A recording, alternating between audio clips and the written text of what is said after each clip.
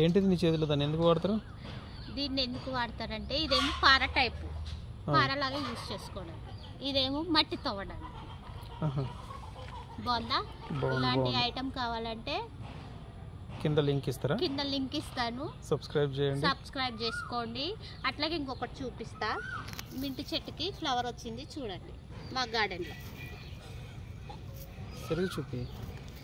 ఈ ఫ్లవర్ని ఎక్కువ centre fresh, మీరు తినే సెంటర్ ఫ్రెష్లో యూజ్ చేస్తారు. సెంటర్ ఫ్రెష్ అంటే నోరు వాసన రాకుండా కదా? అవును. నైస్.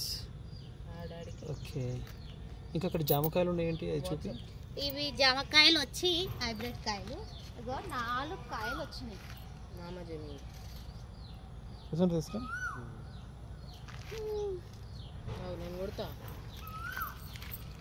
ఇగో ఇది ఒక కాయ, ఇక్కడ ఒక కాయ, ఇక్కడ ఒక కాయ. తొట్లో ఉండగానే కాయలు వచ్చిందంటే ఇది ఎంత గ్రేట్. పై చెట్టు ఇది, పై చెట్టు.